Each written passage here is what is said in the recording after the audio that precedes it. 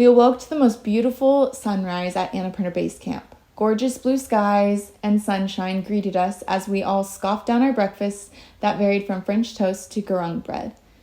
We finished up the last sips of our coffee, took our final photos, and said goodbye to the glorious mountains. With clear views the entire way down, our entire descent was spent turning around, snapping pictures, and in a general state of awe. Hello everyone, and welcome to another video in our Annapurna Base Camp series where I break down the details of our Annapurna Base Camp trek with Intrepid Travel. Now today's video is going to be all about the descent, what it was like making our way back down the mountain, and it is going to be the final video in this series. So the start of day 8, we woke up for sunrise at Annapurna Base Camp. We basically spent the morning getting our things together, taking final photos, looking at the mountains, staring at the mountains, wishing that we didn't have to leave. And then around 9 or 10 o'clock, we needed to start making our way down the mountain because we had a very, very long day ahead of us. We actually hiked 17 kilometers on day 8 in 33 degrees Celsius heat. So that's about 94 degrees Fahrenheit for all of my Americans. It was a very hot day. We were very exposed to the sun, and we were all incredibly happy to make it to Bamboo.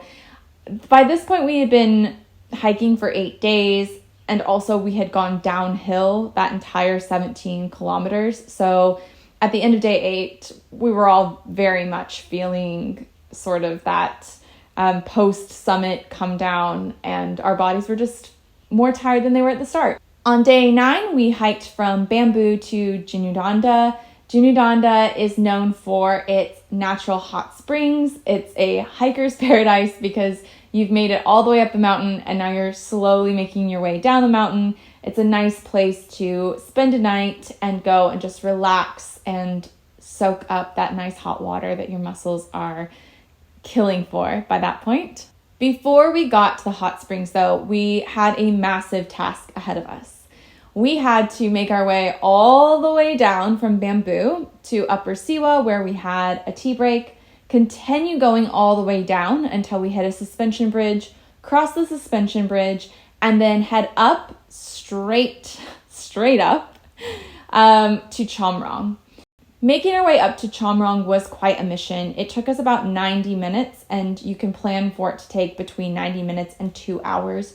You are going up these giant stone steps that you went all the way down the first time going up the mountain.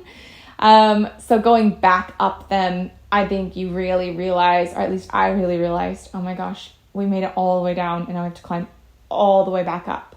The sun was also an issue because you're fully exposed. And again, on this day, it was about 94, 95 degrees Fahrenheit, between 34 and 33 degrees Celsius.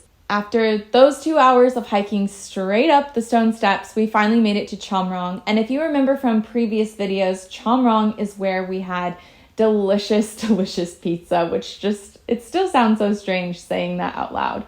But we, of course, celebrated that major accomplishment, making it back up all of those steps with pizza. And because the weather was so good, we ate the pizza out on this little patio area, and we even had a visitor in the form of a horse. It just wandered over from a nearby farm and watched us all eat pizza. It was kind of the funniest, most quintessentially Nepali thing I can think of, honestly. Just us eating pizza out in the sun in the mountains and having a random horse come over and just stare at us all while we ate. After devouring our delicious pizzas, we continued walking down until we reached Jinu Danda. And that is where we finally checked into our tea house, got changed into our swimsuits, put our hiking boots back on, and made the trek down to the hot springs. The hot springs cost 150 rupees per person. You will want to make sure that you have cash for that. You will also want to make sure that you wear your hiking boots to the hot springs. I was sort of convinced that I could wear my chacos or an outdoor sandal, but I was told that the hike down would be quite difficult in sandals, and I'm so glad that I put on my hiking boots because it is true, the hike down to the hot springs is quite precarious. You will want to make sure you have proper footwear on. Now, due to a landslide that had occurred previously, the hot springs were in a state of sort of renovation and like being rebuilt. So there were only really like 2 main pools that were open for us. It worked out fine because since we were a little bit early in the hiking season, we didn't have anyone else really to share them with. We had a few other hikers and then our group. And it was really lovely because we were all just sat there soaking it up. A few of our porters came with us and we all just kind of were chatting about our future travels in Nepal or where we were going after the trek, how the trek in general, how we found the trek in general. So it was a really lovely time and it was a good way to spend the evening.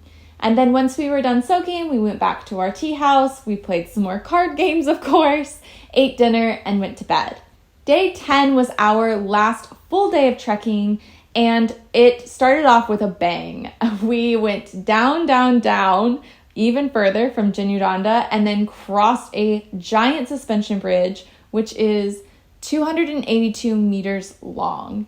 It is a mammoth swinging suspension bridge over a very, very steep drop.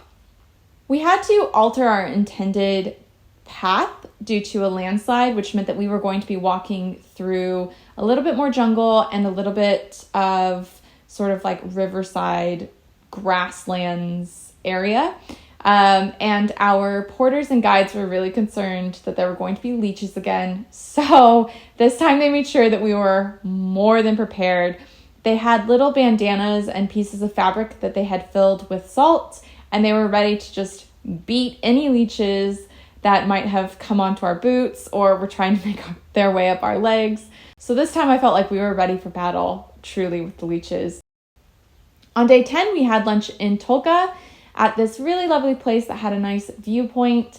And then from Tolka, we continued to hike onward towards Potana. Potana is where we spent the last night, sort of on the trek. And I can't think of a better tea house for us to finish our journey on. There was incredible food, including a deep fried Snickers bar. Yes, you heard that correctly. If you go to the guest house in Potana, you have to have it.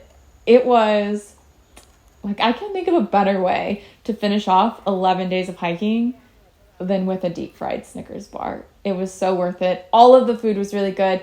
That guest house in particular actually has a really young Nepali chef who takes real pride in the kitchen and real pride in the meals that he's serving. And his like big sort of specialty point of pride is that he makes homemade bread. So everything there was so delicious. Cannot recommend enough. Day 11 was our final day of the trek, but it was only 3 hours of walking total.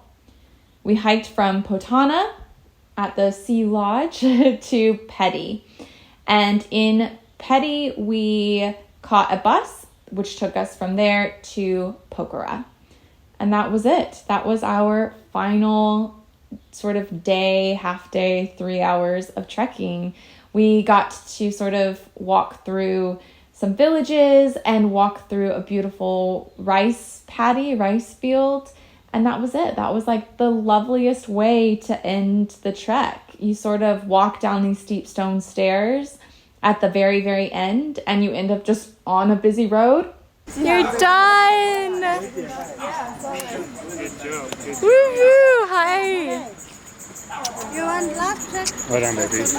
And then the bus picks you up and takes you to Pokhara. It feels really surreal. I don't think it set in until a few days later what we had accomplished and what we had all done, but it was honestly the adventure of a lifetime. If you are thinking even remotely about hiking to Annapurna Base Camp, I cannot recommend it enough. The views were incredible. Being able to say that you've done it feels like such a sense of accomplishment, and it really does give you such an appreciation for the work of these Nepali guides and porters and everything that they do. Once the bus dropped us off in Pokhara at our hotel, we kind of all went our separate ways. Some people showered, some people called friends and family from home now that there was stable Wi-Fi. We showered off and we immediately went to lunch with our porters and our guide because they had generously invited us to have a Nepali meal. We went and had dal bhat at a very local restaurant. We don't actually even know the name of the place, but it was the most delicious dal bhat we had our entire time in Nepal. And we ate it with our hands like true locals. Overall, Annapurna Base Camp, I would say 15 out of 10, 1,000 out of 10. It was a life-changing experience. It was the adventure of a lifetime. If you are even remotely considering hiking it, do it, do it, do it. You will not regret it. And do it with Intrepid. They are a B Corps certified company with a real mission to make travel more sustainable and more local. Make sure that all of the experiences are as responsibly conducted as possible. And that's it. That is our 11-day journey to Annapurna Base Camp, up and down with Intrepid Travel.